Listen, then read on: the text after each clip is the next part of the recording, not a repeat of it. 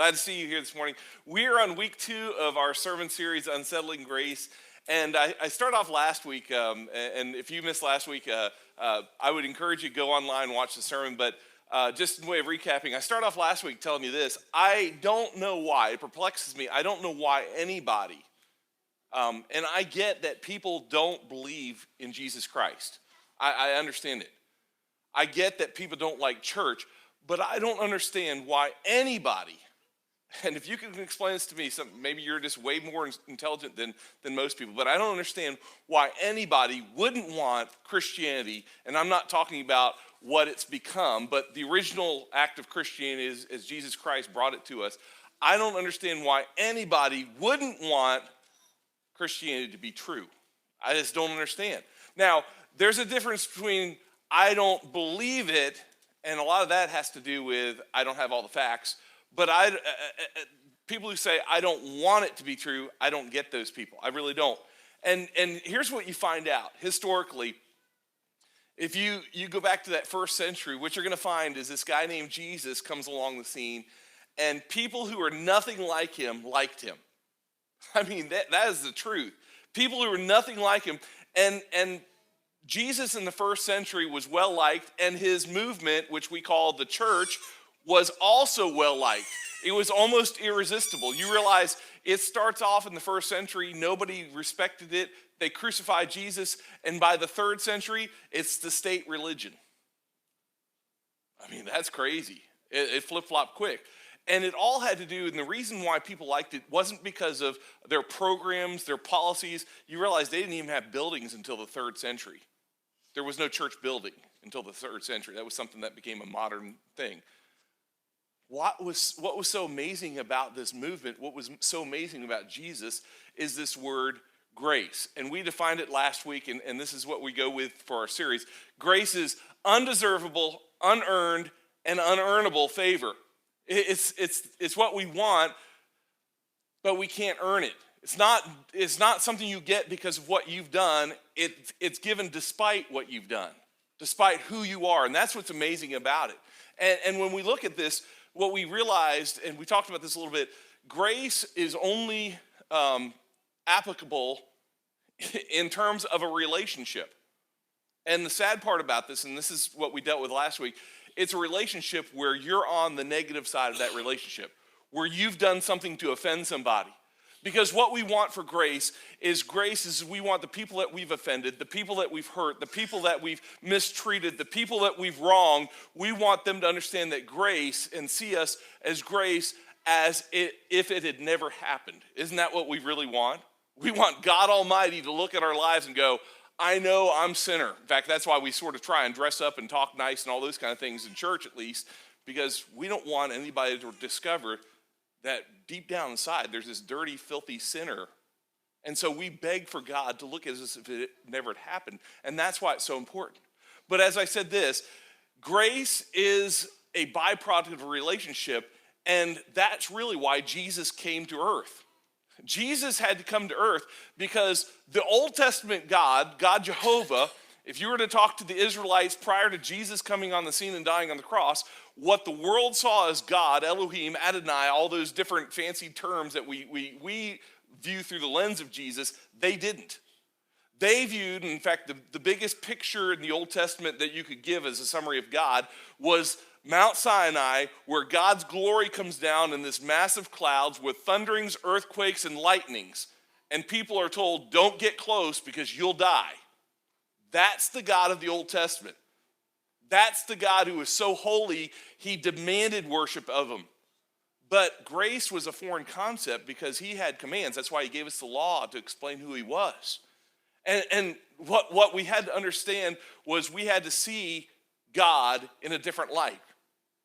Because we would never have known the grace of God without the presence of God. And that's what we understand. And that's what John wrote about in his gospel account as he starts off talking about the Word, which is another representation of Jesus Christ. He says in John 1:14, we looked at this last week, the Word became flesh. That is, Jesus Christ became flesh and made his dwelling among us. Why? Because we needed to see who God really was. We needed a better definition to help us through of what grace would be, and that's what Jesus came to do. He goes on to say in that same verse, he says, we have seen his glory, the glory of the one and only Son. So John begins to explain that there's his Father in heaven, and he sent his Son in the flesh so we could see what this is going to look like, this grace, this love. And he goes on to say, who came from the Father full of grace and truth. And we talked about this a little bit last week. Not part of grace and truth, not a balance between grace and truth. That's what we often get confused. But Jesus was all grace all the time, all truth all the time. See, when we try and balance grace and truth in our lives, you'll lose a little bit of grace and you'll lose a little bit of truth every time. We talked about last week, there are churches, generally two types of churches in the world. There are churches that are built on truth, and there are churches that are built on grace. And the truth churches don't really give a hoot about people. They're all about their programs, they're all about truth, and they bash people and knock them down. That's what I grew up in, sad to say. And then there's the grace churches that they talk about love, love, love, love, love, and they ignore sin completely. They ignore the doctrines, they ignore the truth. Neither one of those are right. We want to be full of grace and full of truth. And that's so hard because it's so unsettling. It really is. Because when you look at this whole aspect of grace and truth, grace is the unsettling part. But God came down, according to John 1:14, God came down in the form of Jesus Christ to show us what God would look like. That's why if you go to John's letter in 1 John, he writes this, that God is love. What he's saying is, the reason Jesus came was to help us understand this whole unsettling grace. And I keep saying unsettling, and we're just used to growing up with amazing grace, and it is amazing, but it's more so unsettling, especially for us that have been in church for a long time. It's unsettling, and I can prove it, because Jesus talks about this unsettling grace more often than not. Let's go to another passage, a familiar passage, probably a story you grew up with. In Luke chapter 19, the story of a guy named Zacchaeus. And I want you to look at it through a different lens than maybe you looked through it when you looked at it in Sunday school on the flannel graph board. It says in Luke chapter 19, verse 1, Luke writing, and you know what I love about Luke, and I've said this before, Luke was a doctor. His whole plan on writing this story of Jesus' life is about details. In fact, if you read through both the beginning of Acts and the beginning of Luke's gospel account, he says, I'm going to investigate. So think of this investigative reporter that's using every detail. He's got a doctor's mind, so he doesn't pass by little things. He gives us every little detail. So he starts off and he says, Jesus entered Jericho and was passing through. And that's important, passing through. And so you got to get the setting here of what's going on. Jesus was very popular. He's healing people. He's feeding people. He's raising people from the dead. He's doing amazing things. He's sharing compassion and mercy and grace on people. And so when Jesus comes to town, everybody lines up. In fact, they know he's coming. So what happens is the religious group, the crowd gets up early. They get on their I Love Jesus t-shirts, right? They put on some WWJD. I don't know if people even know about those anymore, but the WWJD bracelets. They make signs that say things like, hey, I love Jesus, how about you, right? They get their place in line early. That's how I would have been, right? Get a chance to see Jesus. And so the crowd is with him. Verse 2, it says, a man was there by the name of Zacchaeus. And we've all probably heard of Zacchaeus. If you've been in church for any length of time, we know a lot about him. But he specifically says these two things about him. He was a chief tax collector and was wealthy. Now, don't just pass by that. We talked about last week Matthew and Matthew's calling to follow Jesus, how Matthew was a tax collector. But this guy's different. Zacchaeus was a chief tax collector. He was at the top of his game. So in order to become a tax collector, what you had to do is you paid to have that job. You paid a good amount of money to the Roman government, and they made you. And by the way, it became a pyramid scheme. And if you're not familiar with pyramid schemes, the guy at the top benefits. He has underlings under him. Zacchaeus being the chief tax collector in Jericho, he was the top of the chain. He was getting skims off everybody else. And why did the people hate him? We said it last week. Because as long as he collected what the Roman government considered the amount that was required, he could add as much as he wanted to his fellow peers and take it from them. He could cheat them out of everything they owned, and he did. I mean, obviously, if you ever read the story, you know already. He was not a good guy. He was dishonest. He was a thief, and his own people hated him. He was a chief tax collector, and he was wealthy. Everybody envied those guys, right? And don't we all? Don't we look around? Hey, have you ever gone by a poor person's house and said, man, I wish I could live like that? You ever driven down the road and see somebody pull up in a Ferrari or a Lamborghini or one of those other high-end cars and go, man, that's awesome. You don't look at somebody who's driving a Ford Fiesta or I don't even know if they have those Yugos from Yugoslavia anymore. Go, man, that's awesome. No, you look at the people that have the best vehicles, the best cars. He was wealthy. People hated him for that. People hated him for that. Story goes on, verse number 3, it says that he wanted to see. This is Zacchaeus once again. He wanted to see who Jesus was.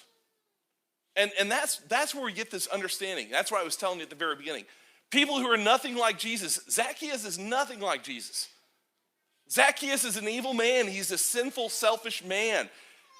He's nothing like Jesus. He wanted to see Jesus, but he had a problem.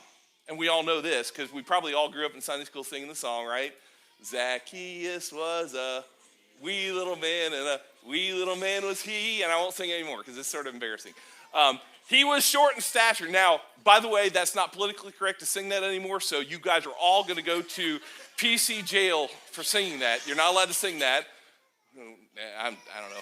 I don't get into that. We live in a world that claims to be woke, but I'm just telling you, God never had to be woke because he's always been awake. Amen. I'm just telling you. But anyway, that's neither here nor there. He was short.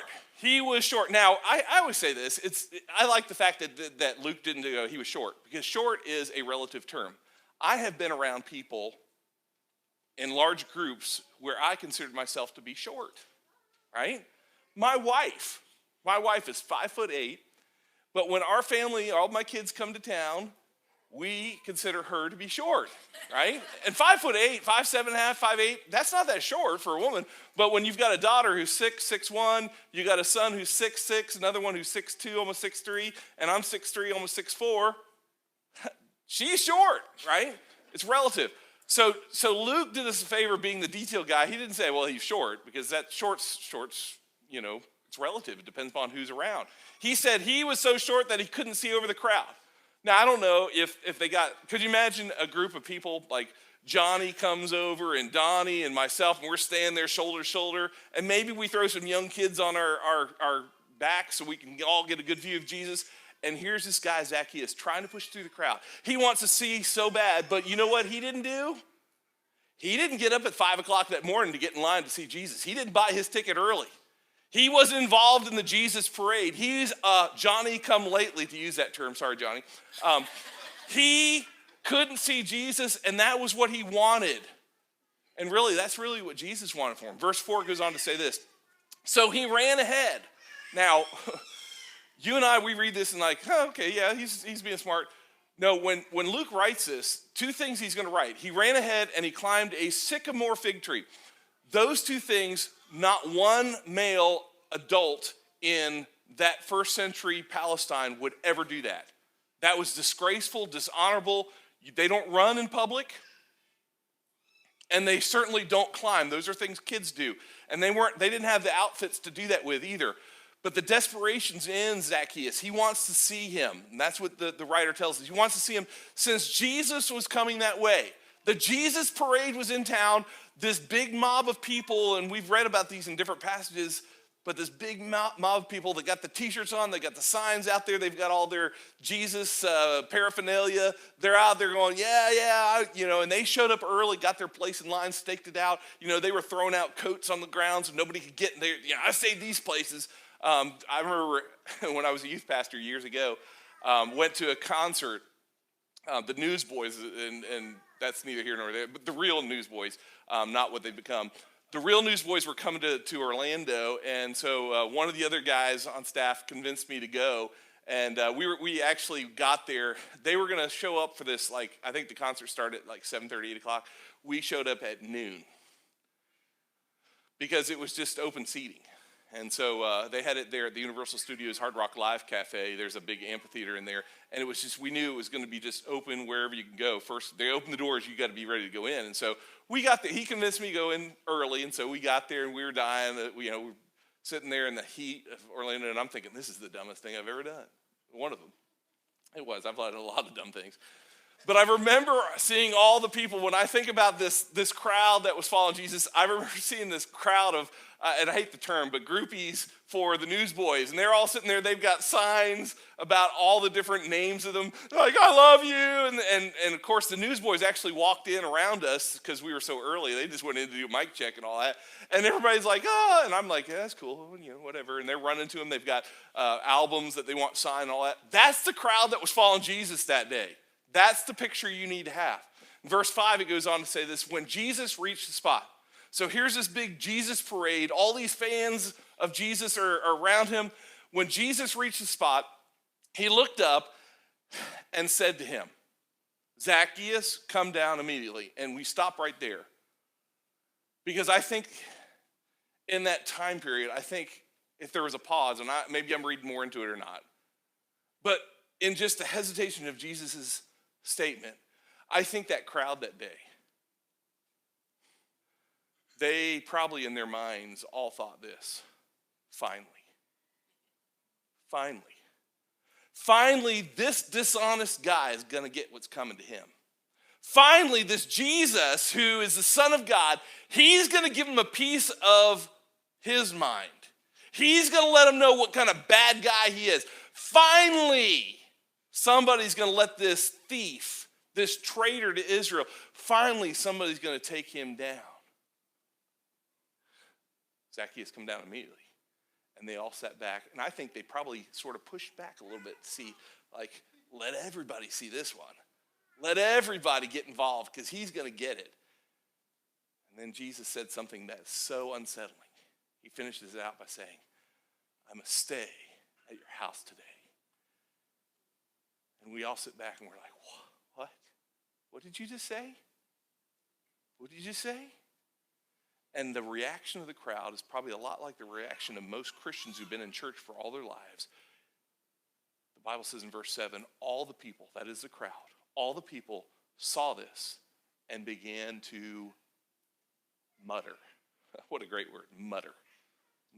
I'm sure the disciples are like, I thought we were just going through Jericho. That's what we said in verse 1, right? We're passing through. But the crowd itself was so upset. They said,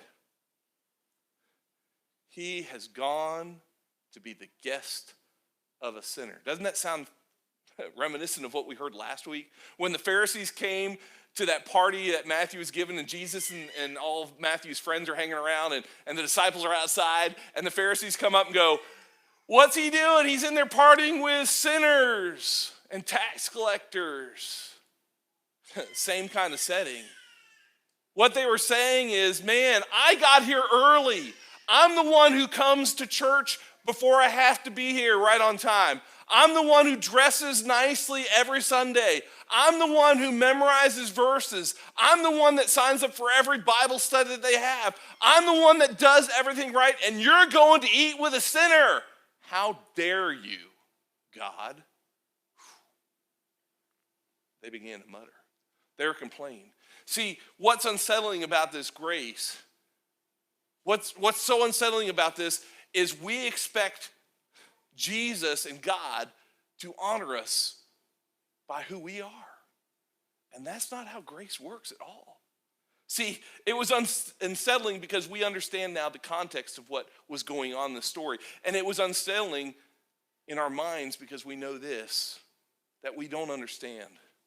We never understand the way God sees us, the way God sees sinners, the way God sees the world.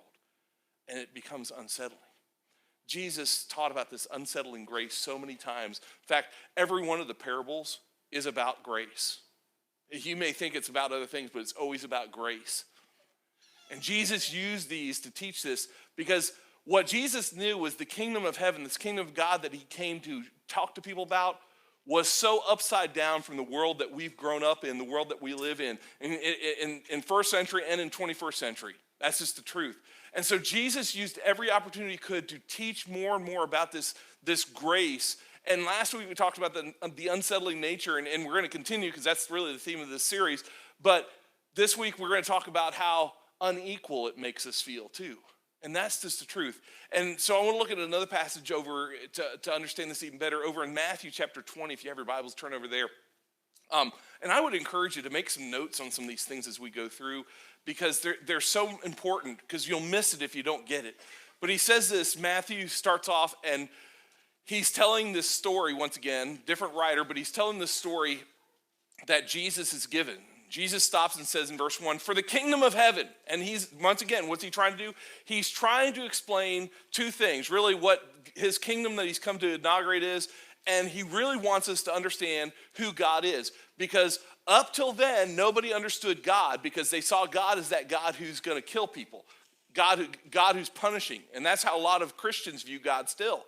They didn't see God as love, and that's what John came to introduce. John wanted us to see the grace of God through Jesus Christ in the flesh. He says this, for the kingdom of heaven is like, and then he goes on to tell the story, a landowner who went out early in the morning to hire workers for his vineyard. Now, whenever you come to a parable, and this is what you have to understand, as Jesus speaks to the crowds, there are always two things that you had to know. Two things that were key to understanding these parables, and a lot of time they were hard to figure out. Number one, there is the God element of the story. So somewhere in Jesus' parables, there is always someone in his story that represented God in some form. The other part that you had to figure out that was so important was everybody knew that there was always somebody in the story that represented the us factor, we as people. And so as the crowd leans in, and Jesus, this masterful storyteller, paints this amazing story here in Matthew chapter 20, and if you've never really paid that much attention to it, you might have missed what he was really trying to get to, or maybe you didn't understand. But he paints this picture, and the crowd begins to lean in, because they want to know, what is Jesus? What is he trying to say? What is he going to do? And he talks about this landowner, and I want to just point out this. First of all, through this story, the landowner is interested in developing the land. That's his main purpose. The harvest is his intent. He's not as interested in the workers and all their personal interests and things like that. He's interested in the results of what his land is going to bring. And that's important to understand that. In verse number 2, he goes on to say this. He agreed, that is the landowner, agreed to pay them a denarius for the day and sent them into his vineyard. Now that is the key verse, really is going to set everything up. He agreed. So if you've never been to the equator, here's how it works. Maybe you didn't know this before. I'm gonna blow some of your minds. They don't have time change difficulties in the equatorial countries, right? Sun comes up every time I've been to African countries. Here's what I can tell you. The sun will be up at 7 a.m. and you know what? It'll go down at 7 p.m. 7 to 7. You get 12 hours sun, 12 hours darkness. Exactly. It never tilts away, so they don't have to worry about it. So their day in Palestine, which I know they're not quite on the equator, but they're pretty close, their day started at 6 a.m., sun up, and they worked until 6 p.m., 12-hour day. That was their work day, and that's what they had to do in an economy that was agrarian. That's a fancy way to say farmers. But this landowner agrees to pay these workers that he hires, because he needs the job done. He agrees to pay them a denarius for the day. And so he goes out and sends them to the vineyard. Verse 3, about 9 in the morning, and I like the fact that it's pretty easy to figure out. So 3 hours later, 6 was the first time. 3 hours later, 9 in the morning, he went and saw other workers standing in this marketplace doing nothing. Maybe they're part of the labor ready crew and all that, I don't know, labor force, whatever they are, just standing around. And he comes back and he sees these guys 3 hours later. And so what does he do? Verse 4, it says, he told them, you also, same deal, you also go out into the vineyard and I will pay you. Notice what he says now though. Whatever is right. Whatever is right. Now, probably the same format, but he's leaned in. Everybody's like, oh, okay. So if the other guy's got one denarius for the whole day, they're going to get less. That's sort of assumed. So everybody's listening carefully. Verse 5, he says, so they went. And then we start getting something that starts making us uneasy. In verse 5, he goes on to say this. He went out again about noon. So 3 more hours going by, and about 3 in the afternoon, and did the same thing. And the people standing there listening to him are thinking, wait a minute, Jesus, you are creating a nightmare situation here. You got guys that start at 6 a.m., guys that came along at 9, 12, 3. This is crazy. You're going to have problems figuring out who did what and how much you have to pay them. How are you going to split the denarius up and all these different things? And then it goes on and gets even crazier because it says about 5 p.m. in the afternoon. When's work over? 6 p.m. So 1 hour left in the day. Now, for most of us that work jobs, we know the last hour of the day is that hour that we pack up and don't do anything, right? Okay, shame on us for doing that, but that's the truth. Laborers don't do much that last hour. Clean up, we got to be gone at 6 because somewhere in our line we're like, it's done at 6. I'm not doing 1 second over. But so the crowd's thinking like that, and they're leaning into Jesus, and then he says that crazy thing. About 5 in the afternoon, he went out and found still others standing around. Of course he did. It's 5 o'clock. They shouldn't be doing anything, and what craziness is going to happen here? He goes on and says this. He asked them, why have you been standing here all day long doing nothing? And you're like, yeah, he's just giving them a piece of his mind. No, he doesn't. So he says, they replied to him, because no one has hired us, they answered. So what's Jesus going to do? He said to them, you also, key word there, why? Do the same that I did for the guy at 6, 9, 12, 3. Guys at 5, 1 hour a day left. You also go out and work in my vineyard. And you know, they're out there working right next to the guys that worked from very beginning of the day, the early guys, the guys that showed up for the Jesus parade, you know what I'm talking about? Those guys that were always faithful to do the work. And those guys, they're all hot and sweaty. And here's the new guys coming in. They haven't done anything all day, and they've got all this energy. And so they're just whistling and all that. And I'm sure there became a little bit of contention, because there always is with the workers. And then Jesus in this story, he gets everybody, because Jesus does such a good job of storytelling to get everybody to listen in carefully. Jesus says this, when evening came, and I think he probably paused there, and all the people listening were like, oh, here you go. This is going to be nightmare. Payroll time is so hard. It's going to be so confusing. Like, did they get their time cards punched at the right time? And what's going to happen? This is just going to be a nightmare. How in the world are you going to figure this out? How are you going to separate them? Jesus figures it out, and he says this. The owner of the vineyard said to the foreman, he said, call the workers and pay them their wages. And everybody's like confused. And he says, beginning with, and this is a key phrase too, beginning with the last ones that got hired and going to the first. Man, that makes sense. And so everybody's like, okay, he's got a plan. Maybe he does know what he's doing. Maybe he's got this figured out. He's going to start with small amounts and then pay the guys that got hired first will get the full denarius. And so that's the expectation of what's going on here. Here's the twist, though. The twist is the value system that Jesus is introducing to the world is grace. And this is Jesus' way of saying this is what God is like. And so when Jesus stops and he says this, the workers that were hired about 5 in the afternoon came and each received a denarius. Now what's going to unfold here, and don't get ahead of me here, what's going to unfold here is going to be so unsettling. It's so unsettling to most people who've been around church. Now, for people who haven't been around church and haven't been around God, it's so hopeful. It's so thrilling. It's so exciting. It causes you to cry almost, to shout, to be relieved. But Jesus, in all this, he puts the ending to this whole issue with something that's so unsettling to us. See, when he says this, the workers were hired about 5. Those first guys in line, they get a denarius. Do you know what happened to the rest of the line behind them as they're standing there? Especially the farther back in the line. Those guys all perked up. Smiles came across their face.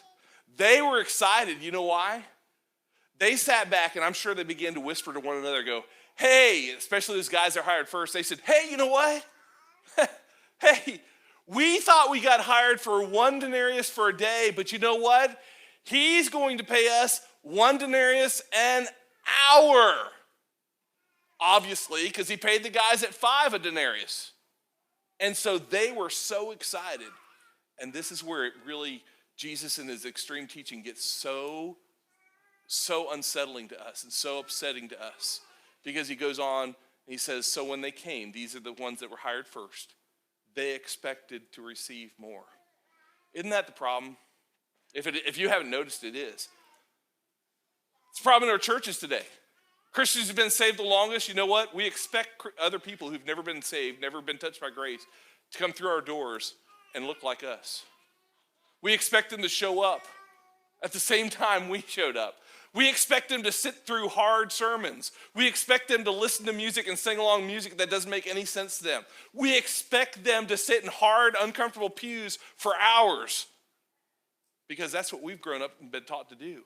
We used to expect them to show up in three-piece suits with ties on, long skirts, women with their hair in a certain way, men with their hair a certain way. We expected them to use language. We expected all those things. The expectations that we have aren't the expectations, though, that God has. Because what happens here in this verse, as we finish it out, says, but each one of them also received a denarius. Uh-oh. And everybody was fine and dandy with it, right? Everybody smiled and said, thank you, boss. What was the crowd's reaction? What was it? And can you imagine how the crowd that day was leaning in so tightly to Jesus? What happened? It says, when they received it, they began to, what? Grumble. It's the same word, mutter, back in Luke's version, right? They began to grumble against the landowner. They began to who all of a sudden we're starting to see it more clearly who the God representation is in this story and who the us representation is in this story, isn't it? It's clear. And they began to grumble. And you know why they grumbled? They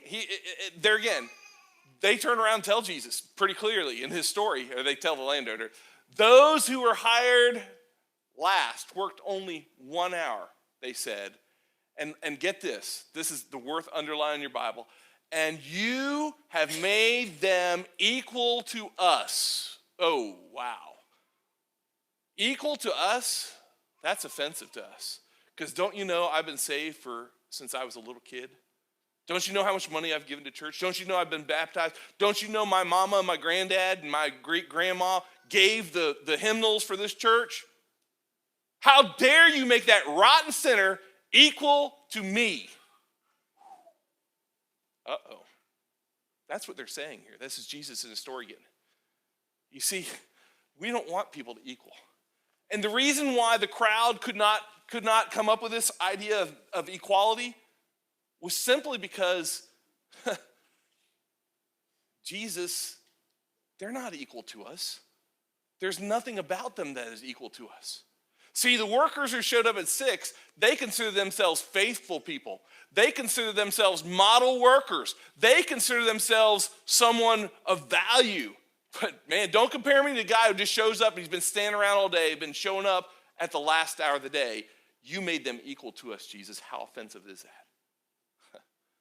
And I love this because Jesus, in his extreme teaching, he turns around in verse 13, says, but he answered one of them. That is the landowner. He answered one of them. Am I not being unfair to you, friend? Now, when somebody grumbles at me, that's not how I want to respond, to be honest with you. I want to just fight fire with fire, right? Get in their face. Jesus showing it's God. He shows them the love of God still. He says, I'm not being unfair. Isn't it really fair for what I did? Didn't we agree on that? That's what he's saying. And then he goes on to say, he says, didn't you agree to work for a denarius? Didn't we all agree that it was God's amazing grace? But now it's so unsettling to us because you're giving it to people who had a bad lifestyle. You're giving it to people who, they may have come from broken homes. They may have come from drug abuse. They may have come from prostitution. They may have come from homosexual activities. They may have been murderers. They may have been abortionists. They may have been all those things, and I'm not sure I'm happy with that. I'm not sure I'm okay with that. That's what we would say. It's so unsettling. It's so unfair. And that's when the landowner says, take your pay and go. Take your pay and go. It's mine to do what I want. That's the whole idea. And he goes on to say this. He says, I want to give. And I love that. Notice this. Can you imagine this? I want to give. the one who was hired last, the same as I gave you. And Jesus just opened the door to what we see as grace. You know what Jesus is saying? This is what God's like. You may have been saved all your life, but there might be a filthy, rotten person down the road who just meets Jesus today. And you know what he's getting? The same as you. Forgiven. Because grace is that way. And God loves us all. And that's the whole idea. And then he helps us, really, I guess, in this idea, as he helps us unlock everything that we've been trying to unlock here. Jesus, through the voice of the landowner, he gives us a clue to the life that we're invited to when he says this. He says, don't I have the right to do what I want with my own money?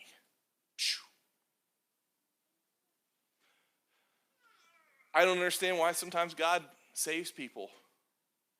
But you know what? When I start thinking like that, I'm not thinking in terms of grace, am I? I'm thinking how unsettling it is. Don't I have the right to do what I want with my own grace? That's what God would say. And he goes on to say this. Or are you, and this is where he points the finger back at us, and he says, are you envious because I am generous? Wow. Are you envious because I'm generous? What Jesus is doing is he's illuminating the absurdity of our resistance to grace here. You know why? Because Jesus in this parable, he's outed us. Because we see the world so often just the way the laborers do. We see people around us differently than God does. Because God looks out and weeps over people that don't have the same political affiliation as we do. God looks out and weeps over people that have different skin colors than us. God looks out and weeps over people that have different views on vaccinations than we do. Different views about economies. Different views on abortion. It breaks his heart.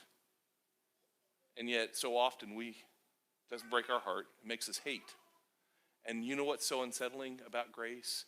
Is what Jesus is saying here is that unsettling grace in God's perspective really is built upon the fact of unsettling generosity. That's what he is. That's what that verse unlocks for us. God is characterized by unsettling generosity because that's really what grace is. It's not, hey, I don't want the rest of the world to have it. They shouldn't have it. It's unsettling generosity. And you know what? That's God's plan for us, to be generous. Not just give a few dollars here and there and give to good offerings. He's talking about every day of your life. Being generous. Being generous. What Jesus is asking us today is, will you step into a system where the undeserving get exactly what they don't deserve? Would you be willing to extend to others what they don't deserve because our Heavenly Father has extended to you exactly what you don't deserve? And what's great is Jesus steps out of this parable and lets us, the first hired, the paraders, right? I got there early and wore the t-shirt and bring the signs. He lets us know what this might feel like as he finishes out. And he says this, so the last will be first and the first will be last. And he shows just a glimpse of God's thought about how grace works. But the problem is that it's unsettling because it seems so unfair, doesn't it? It seems so unfair. It's so unequal. It's so not right in our minds. And we sit back and we go, hey, you know what? This is so unsettling. And it really is unsettling because of the way you and I were raised in 21st century America. Because this is what we were taught. We compare to determine fair. Hey, if you've got 2 kids in your house, you know what you're going to have to do, parents? You're going to have to figure this one out because you're going to end up teaching your kids this philosophy. We compare to determine fair. And sometimes not bad. Hey, you know what my wife taught me over the years, and this is something we still do it with our kids. At Christmas time, you got to be fair, and so you got to list how much you spent for each one of the kids and how many presents you wrapped at Christmas time because you got to be fair. And we have taught them that. And you know what we learned last week? Grace is not fair. And you know what's so great about God? And this is the takeaway today. This is all I'm trying to get you to understand.